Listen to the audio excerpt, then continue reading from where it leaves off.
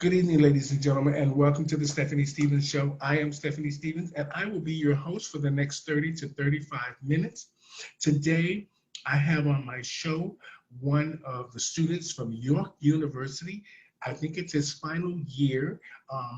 His major is sociology. So I asked him on the show today because, as you guys know, Pride Week is coming up here in Toronto.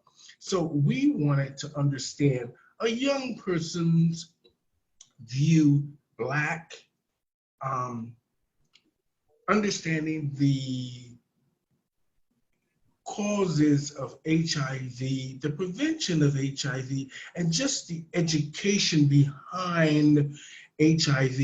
And now he's graduating and he's really focusing on helping the prevention and the causes of HIV and AIDS in the Black and trans, well, just in general, the LGBT two-spirit pronoun community. So I want you guys to welcome to my show today, Mr. George Grant. How are you? I'm good. Thank you so much for having me. I'm very honored to be here, Stephanie. No problem. Now, did I say it right that George Grant and are you in your final year of university? I am. I'm in my final year at York University for sociology. My studies are Blackness, mostly identity, as well as power. And so there's an intersection between those things that are very interesting to me. Okay. Now, what are you planning on? Where are you from, first of all? I'm born and bred right here in Toronto, Ontario. My family's from Jamaica and England. Okay. And how do you identify? As Black, MSM. So there's the LGBTQ community, and I believe that those acronyms have weight, a set of meanings attached to them. And I feel that some of those meanings don't identify with me. So I go as MSM, which is the behavior, a man who has sex with other men. Okay. Now, I saw that you had something on your page that said GO82. What does that mean? So GO82 is an alter ego that I like to get into when I'm educating. He's kind of in your face, kind of brash, kind of tell it like it is. And so GO82 allows me to kind of pop out of George to feel you and educate.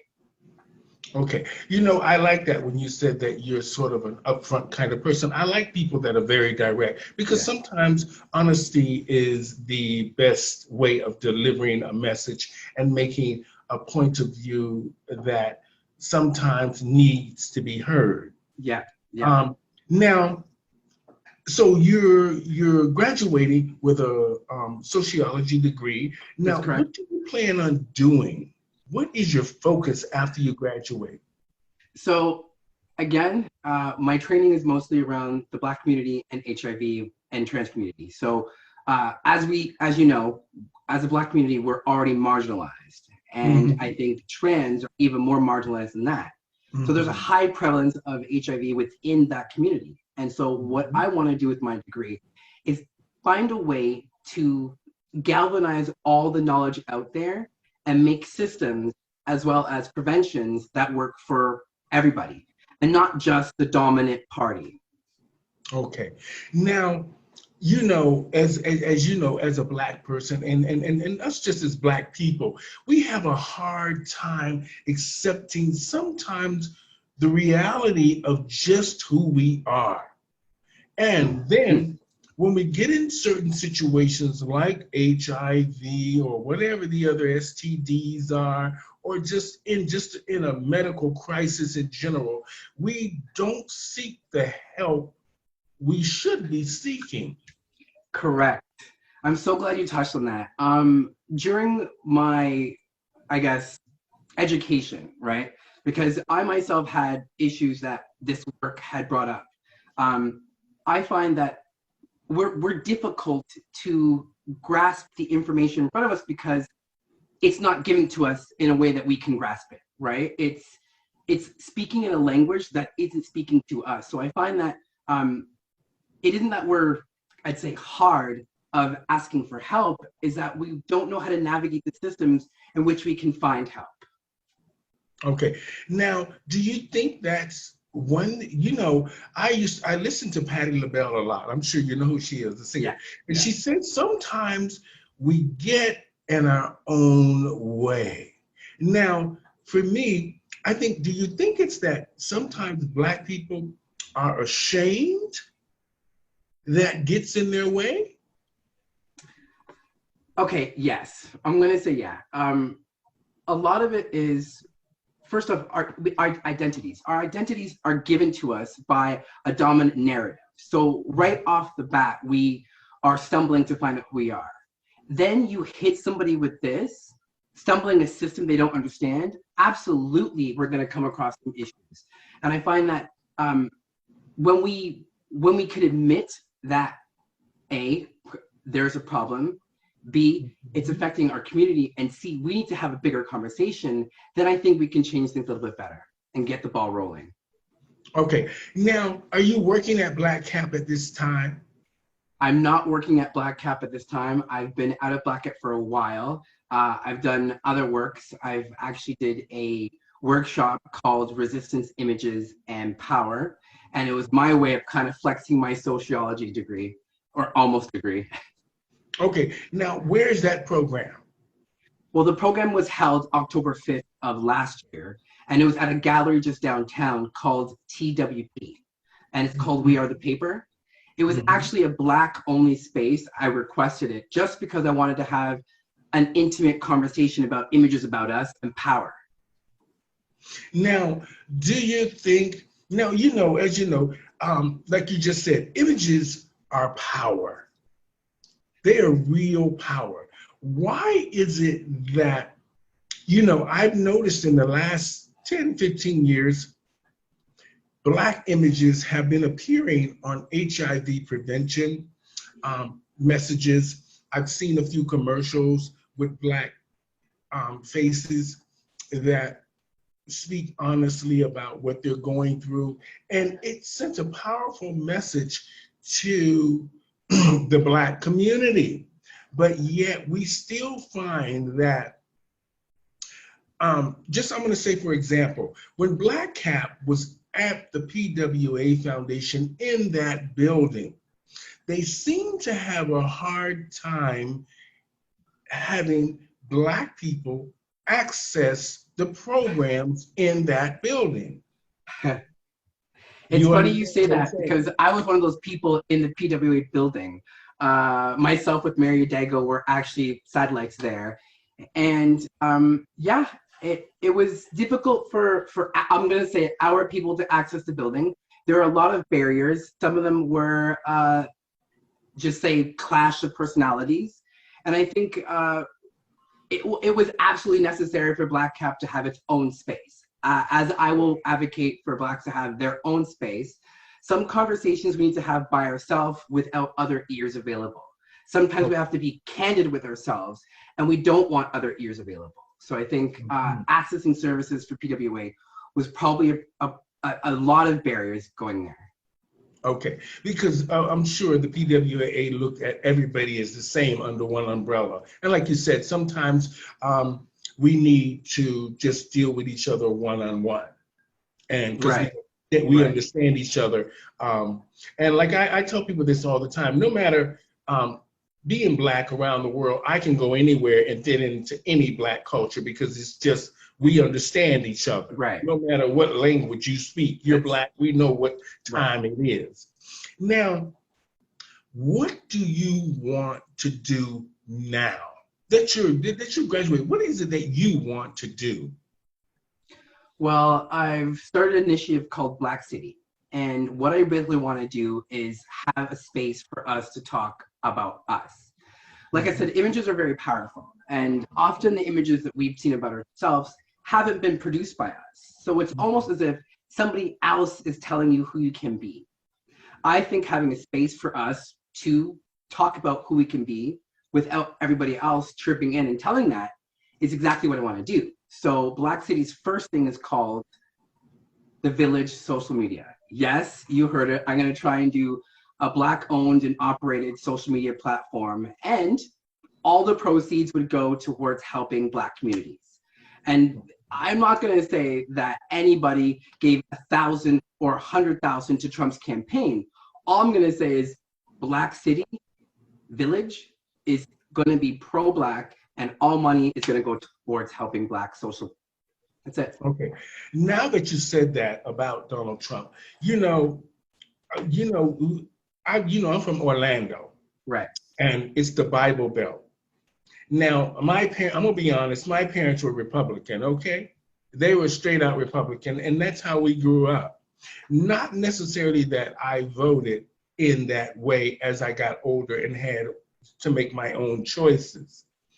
But now that we're in Canada, a place that is supposed to be so diverse and so welcoming, we are seeing so many of the refugees in the system, not just for trying to get a place to call home, but yet they're trying to access programs that are in a marginalized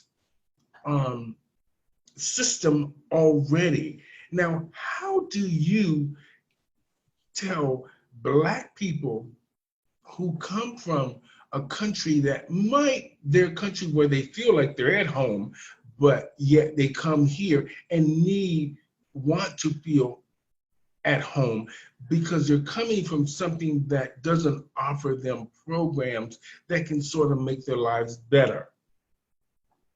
Do you understand what I'm saying? What do you think where's the communication problem here? So what I hear from you, Stephanie, is newcomers not being able to navigate systems. Again, we as Black people have issues navigating systems, and I think there needs to be some sort of bridging of the gap. I think social services, ASOs need to step in right at that beginning stage. I think we need to hold them by their hand and bring them into our country and deal with what those issues are. And I think too many times they're coming in, slipping under the radar, And so that's when we get into the problems. And that's what I mean by navigating the system. So if we can get in there right when they come and help them navigate the system, I believe that process would be a lot better. Okay, and now that you graduated, like I said before, what steps are you taking now to make the reality of what you want to happen? Black City, is that what you call it? Yeah, it's Black City, the village. And so okay. I've actually got some friends on that. Okay. Yeah. Now, so you've left Black Cap altogether? Correct. Okay. I'm not going to ask why. I'm just trying to make it all fit in, or connect. I want to I wanted the people out there to have a real connection of resources, where you stand, how you can help them, and if you can't help them at this time, but yet you can still give them valuable information that can guide them along their way. Now, Pride is coming up in Toronto. Correct. Now, we're dealing with all kinds of things, from the protests and the mere fact of this coronavirus thing here. Plus, we have, you remember last year when we had the Black preachers in the village? Yeah. We're going to have that again, I'm sure. So what do you think how are you going to get the message out about AIDS prevention, HIV prevention, when we are dealing with this coronavirus? How do you deal with that? So it's funny you say that. Like you, I come from a very Christian background, and sex wasn't really talked about. And you talk about these Black men with their Bibles in there. That often is a very scary point, and that can be a definite sign of people to run away. So I think it's really important for our religious leaders to reach out and have those conversations with the people, because remember, our people thrive within our churches. So if you're away from that and you don't have that kind of flock, things can get very difficult. So what I would like to look at is means of communication. So I have a chat group. There's QR codes that people get. You scan it, it automatically gets into a chat group. People can ask questions day or night, and I'll try my best to respond to them. If I don't know the information, I'm online looking for it to give it to them. And these sometimes are people who don't have homes, people who really need the information right now, people who are actually street involved as well as substance involved. So I want to be able to be available to them. So that's in the interim something that I've done. Mm-hmm. Now, how do you see over the years, how do you see the success of prevention? Has it really made a difference? All of the marketing, all of the handing out condoms, all of the preaching, all of the programs, have we seen real success in this community? So that's what takes me back. You know, if there are those who are not part of the community can't thrive. So we need people and companies who are willing to go and meet people where they're at. We need to go to Jane and Finch. We need to go to, you know, those areas. We have to go and meet people where they're at. If we're not prepared to do that, then we're not going to meet our mandate. We're not going to be able to save the people. And I think having those at the helm who are going to flee from the downtown core, because keep in mind, our community isn't the downtown. Our community is spread out here. We need to be able to reach them here. And we also need the funding to do it as well. So that's okay. Now, do you think there will be a cure for HIV? The truth is, I hope there will be. I have faith that there will be. But capitalism in a neoliberal society just tells me there won't be. If there is, they won't make it available. Okay. Now, I saw something in the US to where they're on the verge of finding a cure. Now, that came from the CDC. And as far as I'm concerned, until we know and we have the right data and we're getting the right information from the right forms of government, I'm just looking at it as though I am very happy that so many people are surviving at this time, because I'm saying that there must be some success in a big way, because we're not seeing people die like they used to, which is a good thing. And I take my hat off to the government and to the pharmaceutical companies for making sure that people have their drugs available to them. And the fact that they have doctors to do follow-ups to make sure that everybody is okay. Now, with that being said, what do you think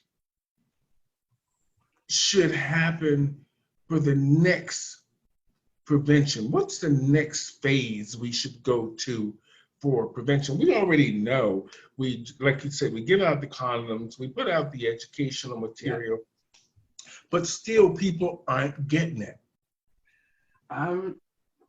Okay, the truth is, again, meeting people where they're at. What about digital resources? We live in a digital world. There's apps, there's X, Y, and Z, and I think there should be a brochure that says, if you're new to this country, download these apps, and these apps will navigate you. And I think that's what needs to happen, is an actual resource that navigates you from X, Y, and Z's of being part of Canadian life. Mm-hmm. Now, as we, most, like you said, most of the Black Caribbean and Black people live around the city and not in the downtown core, but yet the energy and the money focuses in the downtown core. So wouldn't you think that the Black population or the Black programs, there should be something focused downtown? Meaning, I had an issue with Black Lives Matter having protests and having this cause and that cause, but yet City TV went to the offices and they had no offices. They had no pamphlets, no programs, no nothing. The man's knocking on the door and nobody is answering phone calls at their supposedly business. Now, this is what I'm saying, is if all the money and the energy is downtown, your programs should be focused more downtown. I understand reaching out and going into these different communities. And I understand from people being homeless to needing services with HIV, to people just needing services in general for whatever the cause is for them at the moment. But the government has put these programs in place downtown because they know that that's where the general population of the LGBT community focuses. That's where they come to. That's where they congregate. That's where they socialize. That's where they work. That's where they party. That's where a lot of them live. Now, what do you think needs to change? I mean, like, let's just say they have Black Cap, they have the PWA Foundation. They used to have ACT, which was a library or something. I don't know what I think they focus more on the education part. But now, what do you think needs to happen to get people to go out in Jane and Finch, Black Creek, Scarborough, Bluffs area? Like, how do you think, what do you think we need to do? We need to make allies. We need to go as organizations to other organizations, community centers in these spaces, and we need to talk face to face with executive directors of their places where we can actually implement services, where we can actually get our programs into these places, where our outreach workers can go for a weekly, bi-weekly visit and have these discussions.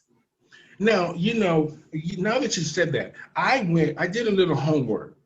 I went over to Regent Park where they have an LGBT programs there for the older lesbian and gay two-spirited community, and they have a youth program.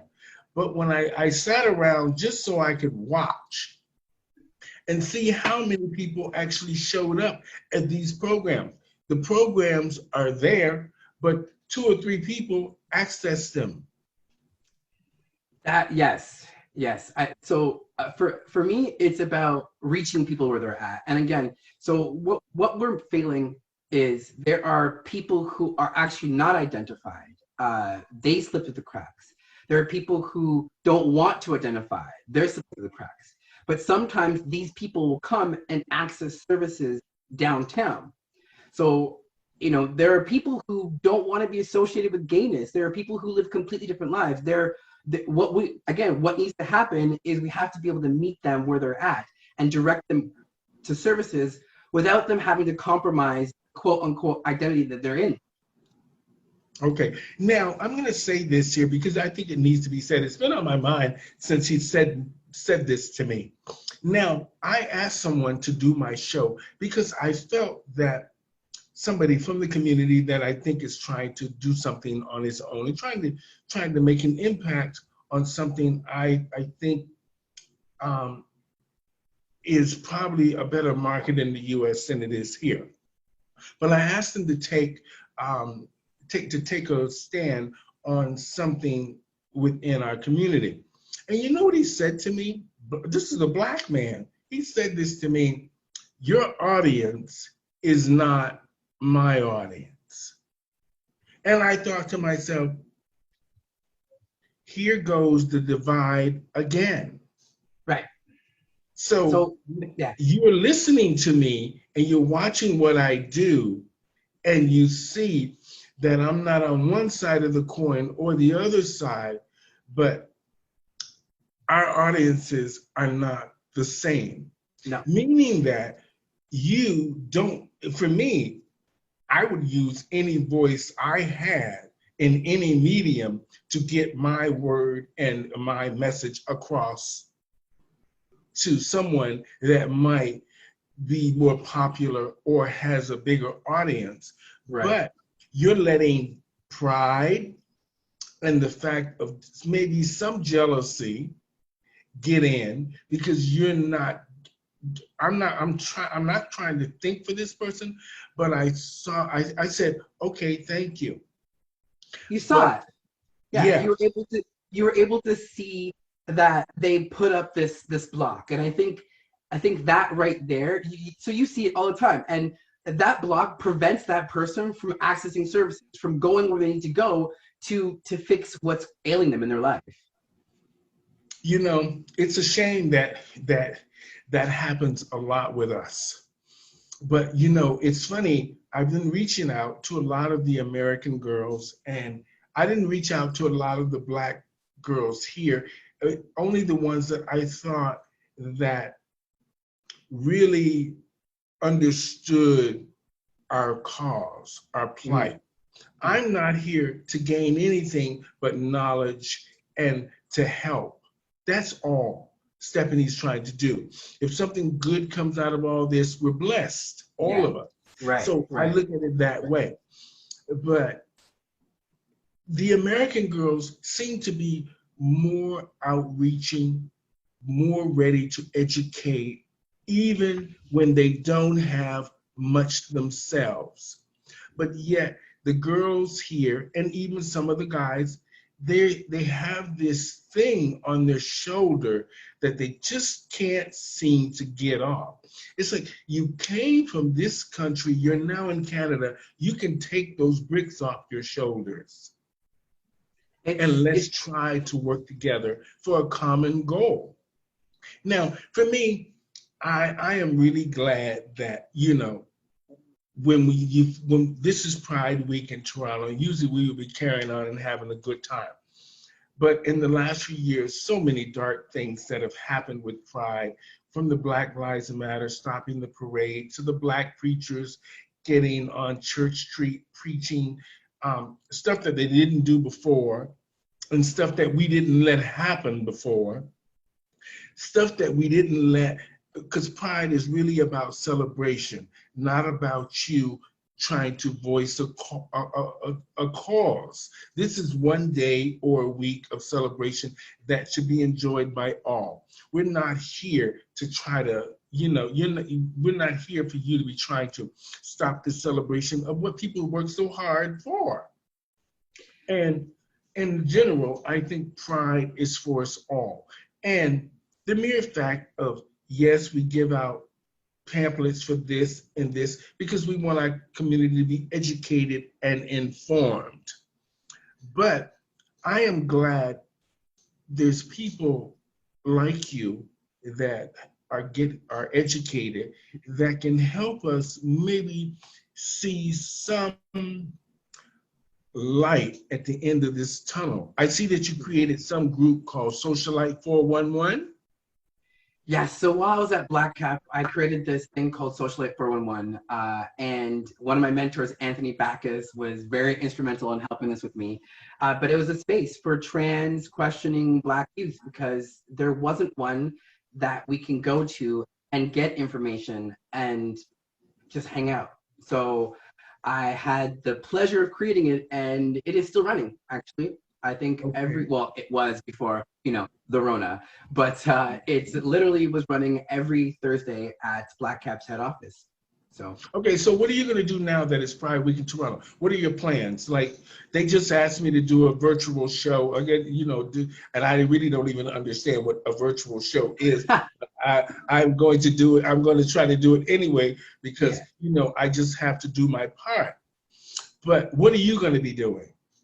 So during this whole coronavirus thing, what I was seeing was a lot of our at-risk youth not being able to access the spaces that they normally access, like Maggie's. So what I did was create these QR codes with a card on the back, and it said something. It said like HIV information or condom negotiation, and it would allow the youth who had cell phones to scan it.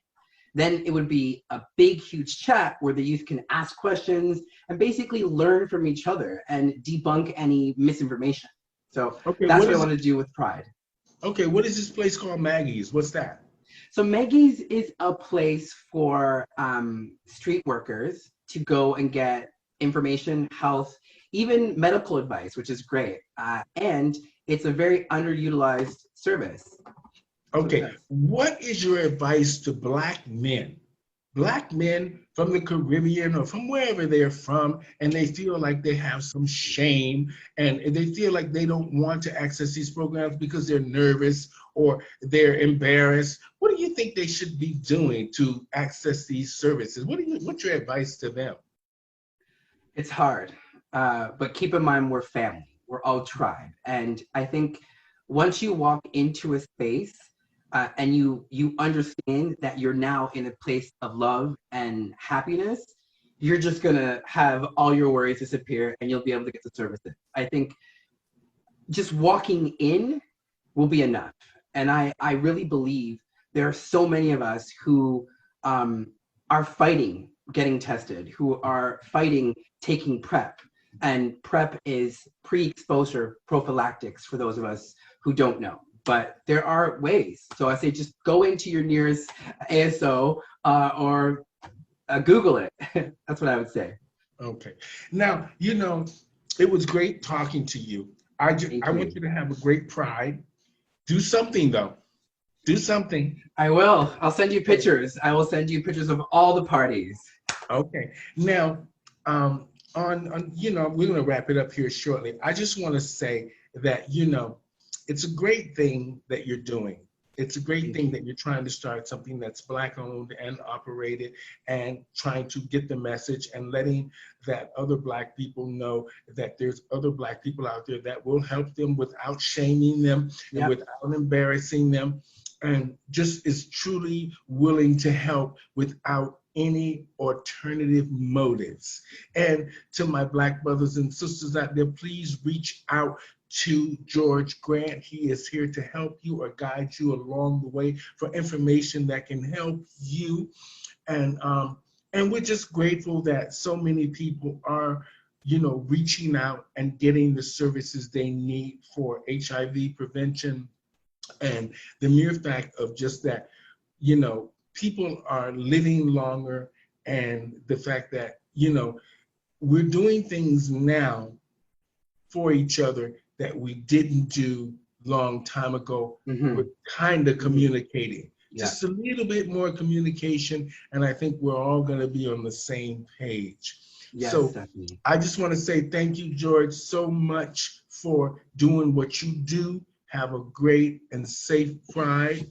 And, I take my hat off to you. I say that to everybody, but I love people that work for community and work for human life. And just the mere fact of just trying to do the right thing every day to help us all. And Thank you. Until next time, my friend, happy Pride. Thank you again, Stephanie. It was lovely. Thank you. And I will chat with you again. So, ladies and gentlemen, on the show today, I have Mr. George Grant. He is a sociologist student major at York University, and he came on today to give us his insight on HIV prevention and just the whole fact of just trying to make a difference and reach out to people that might not feel like they don't have anybody to reach out to. So we're just saying thank you to him today for this lovely conversation. And until next time, people, happy Pride. It's Happy Pride. Happy Pride. And stay safe, get tested, and don't forget post-exposure prophylactics before sex. There you go. And remember, there's lots of condoms around. It's easy. It's easy. So stay safe, everybody. Thank you. And make sure you wear your mask. If you're going to be out and about doing Pride this weekend, make sure you wear your mask and, have fun, but stay safe. Wrap it and cover it up. Wrap it and cover it up. Wrap it and cover it up, y'all. All right, until next time. Bye-bye, people. Thank you, George. Thank you.